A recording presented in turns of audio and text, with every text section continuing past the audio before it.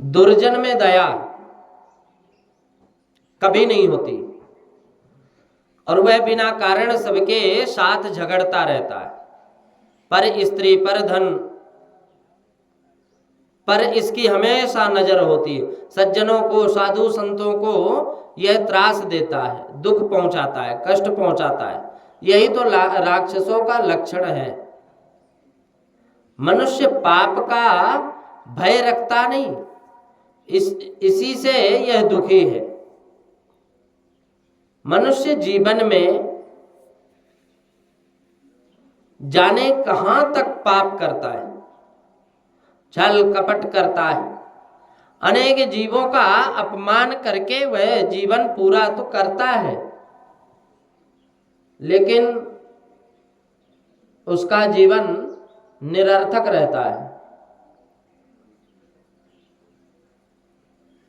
अंत समय में घबराहट होती है उसको। फिर अंत समय में जीव की छाती पर इसके समस्त पाप चढ़ बैठते हैं और इसके ऊपर अपार घबराहट होती है। अंत समय में घबराहट उसको होती है जिसके हिसाब में घोटाला होता है, जिसके जीवन का हिसाब किताब घोटा हो, पाप से भरा हुआ हो। मृत्यु अर्थात प्रभु के दरबार से आया हुआ इनकम टैक्स का बुलावा, प्रभु के घर जीवन का हिसाब देने का दिन है। हिसाब के घोटाला हो तो वहां जाते समय घबराहट होती है, और जिसका हिसाब अति शुद्ध है उसको डर किस बात की? उसको कोई डर नहीं। फिर तो रोज मंदिर में ना जाने वाला मनुष्य इनकम टैक्स की देनदारी के समय मंदिर में जाकर भगवान से कहता है कि आज ऑफिसर को अंधा करके मेरा गलत हिसाब किताब पास करवा दो, हे प्रभु मेरा खाता पास हो जाए तो 10 रुपए का थाल धरूंगा। अब लक्ष्मीपति क्या हमारे 10 रुपए की घूंस लेकर लाखों रुपए का पाप छिपाने में मदद करेंगे? कभी भी नहीं। मनुष्य अपने पाप में भी ईश्वर का साथ ढूंढता है, और मनुष्यों को कदाचित धोखा दिया जा सके परंतु ईश्वर को धोखा नहीं दिया जा सकता। वे तो तन की और मन की दोनों की जानने वाले होते हैं। इसीलिए पाप को प्रकट करो, पाप के समय सावधान रहो, और सदैव पाप से बचते रहो। जीवन के खाते में घोटाला हो उसे देखते रहो, उसे देखते रहो, सावधान रहो। जीवन के खाते में घोटाला हो उसे देखते रहो। तुम मालिक की चीज समझदारी से प्रयोग करोगे तो अंत समय में प्रभु को हिसाब देने के लिए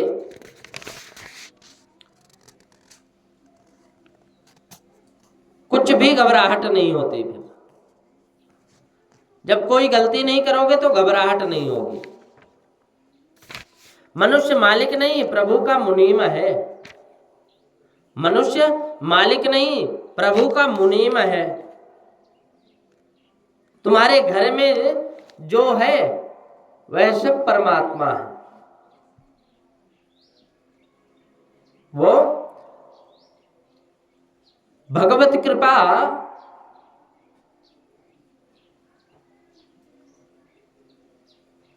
प्राप्त होती है कब? जब सत्कर्म से अपना जीवन व्यतीत कर रहा हो।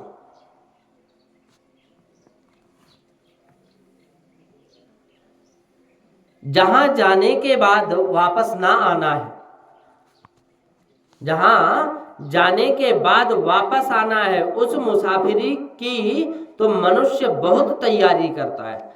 मान लो यहाँ से 2-4 दिन के लिए, 5 दिन के लिए, 10 दिन के लिए, 15 दिन के लिए, 25 दिन के लिए, 30 दिन, 35 दिन के लिए वो कहीं जाता है ना, तो वो पहले पूरी तैयारी करके जाता है। 1 दिन के लिए भी जाता है तो पूरी तैयारी करके जाता है।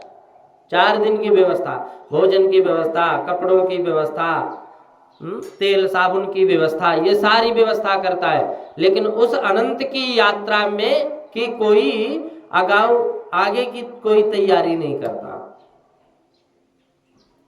एक ना एक दिन मरना तो अवश्य है, ऐसा सब किसी को ज्ञान है, फिर भी पाप करता है। कारण मनुष्य मृत्यु को भूल जाता है, मनुष्य मृत्यु को भूल जाता है।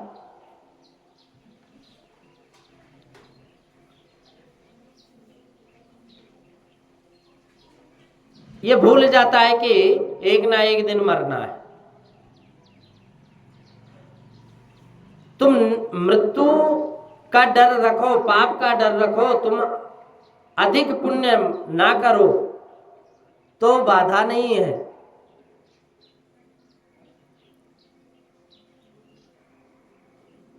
मृत्यु का डर रखना चाहिए, परंतु पाप तनिक भी नहीं करना चाहिए। भगवान श्री रामचंद्र जी ने कहा कि मैं किसी स्त्री का स्पर्श नहीं करता। वाल्मीकि रामायण में के सुंदरकांड में सीता जी ने कहा कि मैं किसी पुरुष का स्पर्श नहीं करती। अब सुंदरकांड में कथा आती है कि श्री सीता जी लंका में विलाप करती रही।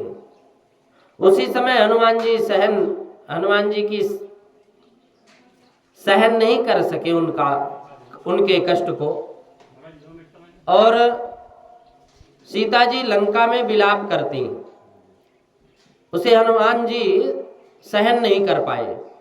उन्होंने सीता जी से कहा कि माँ, तुम मेरे कंधे पर विराजो और मैं इसी समय तुमको भगवान श्री राम जी के पास लेकर चलूंगा। उस पर माता जी ने कहा कि बेटा, तू मेरा पुत्र है, जितेंद्रिय है, बाल ब्रह्मचारी है, तू पवित्र है, परंतु मैं आज पर्यंत किसी भी पुरुष का मैंने अपनी इच्छा से स्पर्श नहीं किया। माँ भगवती जगदम्बा सीता माता कहती हैं कि ना हम स्पृष्टुम स्वातो, मैं कभी भी स्पर्श नहीं किया। गात्रमिच्छेयम वानरोत्तमम, तू मेरा पुत्र है, लेकिन मैं कभी भी किसी पर पुरुष को स्पर्श नहीं की बेटा, इसलिए मैं ऐसा पाप होने नहीं दूंगा। भगवान कहते, ये हनुमान जी कहते हैं कि माँ फिर धीरज रखो। श्री राम जी ने विश्वामित्र ऋषि से कहा कि मैं प्रणाम करूंगा परंतु स्पर्श नहीं करूंगा। विश्वामित्र जी ने आग्रह किया कि प्रणाम करने से इसका उद्धार हो जाएगा, चरण से स्पर्श करो तो ही उद्धार होगा। शास्त्र ऐसा लिखा है, शास्त्र में कि ना स्पर्शेद दार भीमसी भर्तुर्भक्तिम पुरस्कृत्य रामादन्यश्चरवानरा, भक्तुर्भक्तिम पुरस्कृत्य रामादन्यस्य वानरा, नाहं स्पृष्टुं स्वतो गात्र मिच्छेयं वानरोत्तम। माँ भगवती सीता माँ कहती हैं कि मैं आज तक किसी को स्पर्श नहीं की। इस प्रकार से तेरे साथ चलूं तो मुझे पाप लगेगा। अरे सीता जी का स्मरण करने से तो पाप नष्ट होता है, सीता जी को क्या पाप लगना है। परंतु माता ने जगत को एक दिव्य धर्म का आदर्श बतलाया कि पाप का भय रखो। परमात्मा का भय रखना चाहिए। तो विश्वामित्र जी रामचंद्र जी से जब बोले कि आप अहिल्या का उद्धार करो, श्री रामचंद्र जी ने विश्वामित्र से ऋषि से कहा कि मैं प्रणाम करूंगा परंतु स्पर्श नहीं करूंगा। विश्वामित्र जी ने आग्रह किया, प्रणाम करने से इसका उद्धार नहीं होगा, चरण से स्पर्श करो तो ही उद्धार होगा। शास्त्र में ऐसा लिखा है कि न स्पृशेद दारवीमपि।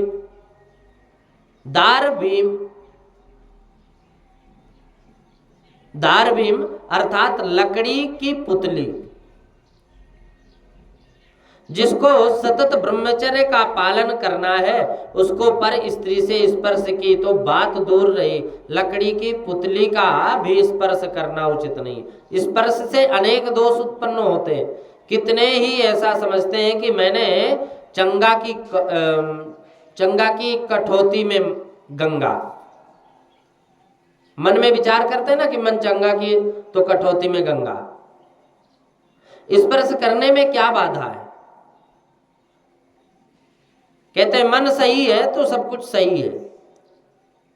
तुम्हारा मन चंगा नहीं है, यह बहुत बिगड़ा हुआ है।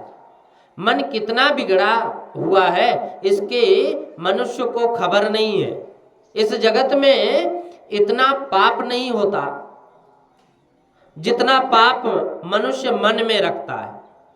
अब मन के ऊपर विश्वास रखने वाले के साथ मन दंगा करता है, खड्डे में फेंक देता है। मन मेरा खराब है तो फिर किस चीज के लिए हम कहें कि मन चंगा तो कठौती में गंगा। रामायण में वर्णन आता है कि श्री रामचंद्र जी ने अहिल्या को चरण से स्पर्श नहीं किया। राम जी वहां खड़े रहे। उस समय पवन आए। पवन के कारण, हवा के कारण श्री राम जी के चरणों की रज उड़ करके पत्थर के ऊपर पड़ी। अब अहिल्या को श्री राम चरण का स्पर्श नहीं, श्री राम चरण रज का स्पर्श प्राप्त हुआ। श्री राम जी की चरण रज में ऐसी शक्ति है कि अहिल्या का उद्धार हो गया। संत चरण रज, भगवत चरण रज मन को पवित्र करती है। अहिल्या जी ने राम जी को की बड़े सुंदर ढंग से स्तुति की। राम जी की स्तुति बड़े सुंदर ढंग से की। यत्पाद पंकज पराग पवित्र गात्रा भागीरथे भव विरंच मुखान पुनाते साक्षात् एव मम दृग्वसयो यदास्ते किं वर्णयते मम पुराकृत भागधेयम्। यत्पाद पंकज पराग पवित्र गात्रा। आपकी चरण रज से मैं आज पवित्र हो गई। आपकी चरण रज अति पावन पवित्र है। गंगा जी विष्णु और ब्रह्मा आदि जगदीश्वरों को पवित्र करने वाली है। आपकी पवित्र चरण रज को श्रुतियां खोज रही हैं। आपकी नाभि में से ब्रह्मा जी प्रकट हुए। आपके नामामृत का भगवान शंकर अति रसिकता से अहिर्निश पान करते हैं, निरंतर जाप करते हैं। आज तक मैंने निरंतर आपका ध्यान करती रही। आज मेरी आंखें साक्षात आपका परमात्मा के दर्शन कर रही हैं। अपने अहोभाग्य का मैं क्या वर्णन करूं। अहिल्या जी ने स्तुति करते हुए कहा कि मुनि श्राप जो दीन्हा अति मन कीन्हा अति भल कीन्हा। मुनि श्राप जो दीन्हा अति भल कीन्हा। मुनि ने श्राप देकर मेरे ऊपर उपकार किया है, मेरा कल्याण किया है, कि जिससे आज आपके दर्शन करने का अवसर प्राप्त हुआ, मेरा उद्धार हुआ। बुद्धि काम सुख का चिंतन करती है तो जड़ बनती है, पत्थर जैसी कठिन हो जाती है। ठाकुर जी की सेवा स्मरण करने से हृदय क्यों नहीं पिघलता? परमात्मा का स्मरण करते समय आंखों में आंसू क्यों नहीं आता? उसका एक ही कारण है कि मन काम सुख का बहुत चिंतन करता है। हमारे घर में हमारा घर बन जाए, गाड़ी आ जाए, ये काम हो जाए, वो काम, अन्य कार्य को लेकर के वो चिंतनशील रहता है। जैसा मन बनता है ना, वैसा ही भाव फिर प्रकट होगा, और भगवत भाव में पिघलता नहीं फिर मन। बुद्धि निष्काम बने तो फिर पिघले। अब बुद्धि निष्काम कैसे बने? बुद्धि जब काम सुख का त्याग करती है, काम का चिंतन छोड़ देती है, उस समय निष्काम बनती है, और तभी वह भगवत भाव में पिघलती है। संत चरण रज भगवत चरण रज का स्पर्श तो धीरे धीरे हो, तो धीरे धीरे बुद्धि सुधरती है। अहिल्या का उद्धार करके भगवान श्री राम लक्ष्मण विश्वामित्र जी के साथ जनकपुरी में पधारे, और जनकपुरी के बाहर एक आमों का बगीचा था। वहां श्री रघुनाथ जी विराजे। राजा जनक को खबर पड़ी कि विश्वामित्र ऋषि पधारे हैं, और वो वहीं स्वागत करने के लिए पधारे।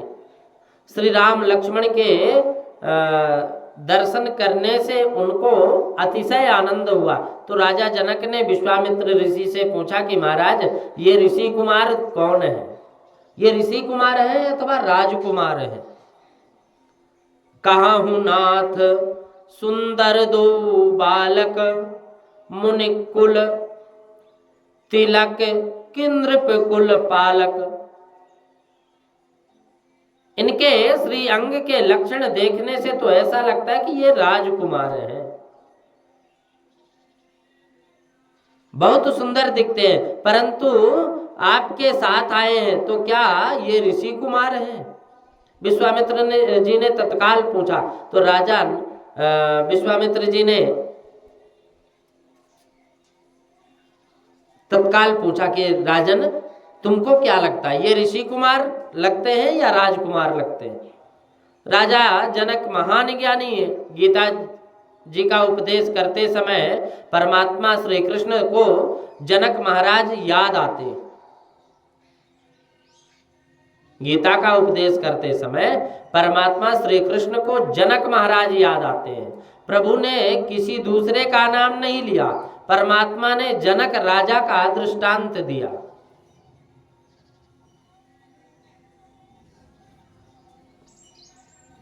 दृष्टांत दिया, कर्मणैव हि संसिद्धि मास्तिता जनकादयः। राजा जनक की पदवी थी विदेही जनक। देह में होते हुए भी जिनको देह धर्म, इंद्रियों का धर्म स्पर्श ना कर सके, देह में होने पर भी देह से अलग रहे, उसको विदेही अथवा जीवन मुक्त कहते हैं। अब प्रारब्ध कर्म पर कल्पित वासना भी संसार विचरते मुक्ति सो मुक्ति देहा सिद्धा स्वयं वसति साक्षी वदत्र तूष्णीं चक्रस्य मूलमिव कल्प विकल्प शून्य। प्रारब्ध कर्म परिकल्प कहते हैं कि प्रारब्ध कर्म के अनुसार देह तो प्राप्त हुआ है, परंतु जो जीवन मुक्त है वह नया प्रारब्ध खड़ा होने नहीं देता। वह संकल्प विकल्प रहित होता है और प्रारब्ध हुआ देखा जाता है, परंतु वह जानता है कि आत्मा और शरीर अलग अलग है। शरीर का धर्म अलग है, आत्मा निर्लेप है।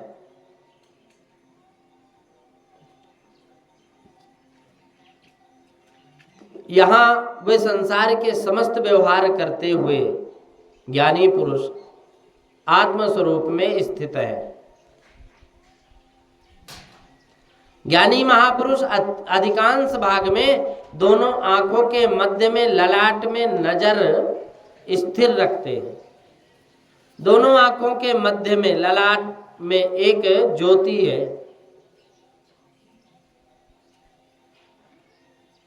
और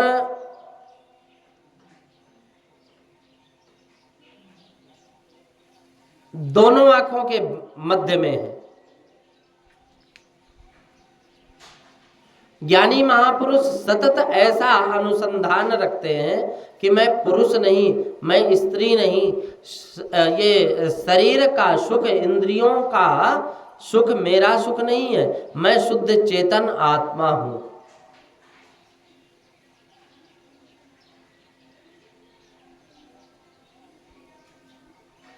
चेतन आत्मा हूं, प्रकाशमय हूं,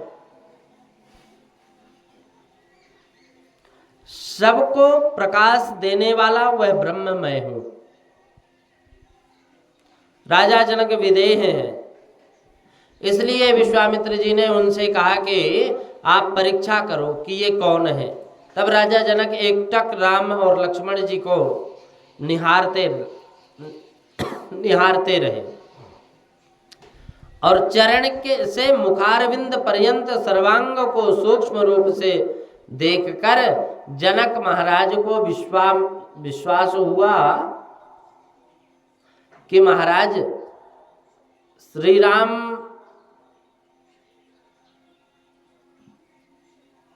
ऋषि कुमार नहीं है। जनक जी को विश्वास हुआ कि भगवान ये श्री राम ऋषि कुमार तो नहीं है।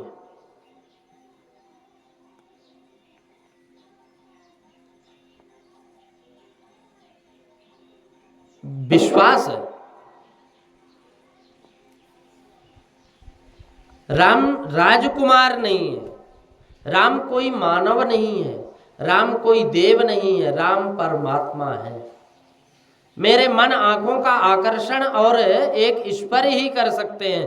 कोई सुंदर स्त्री दिखे, कोई पुरुष दिखे, जगत का कोई भी सुंदर पदार्थ दिखे, फिर भी मेरा मन ऐसा,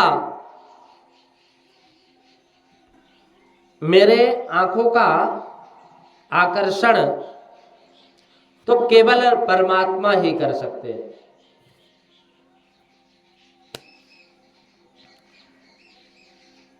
राम कोई साधारण नहीं है।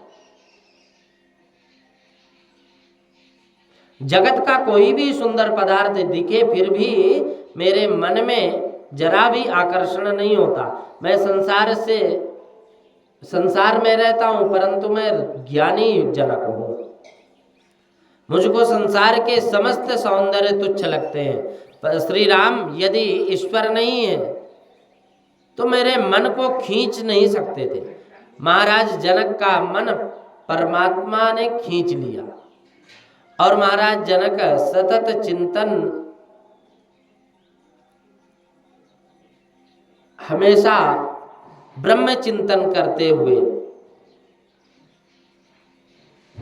इन्हें मन के ऊपर पूर्ण विश्वास है।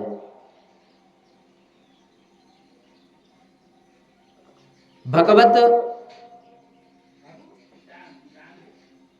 कृपा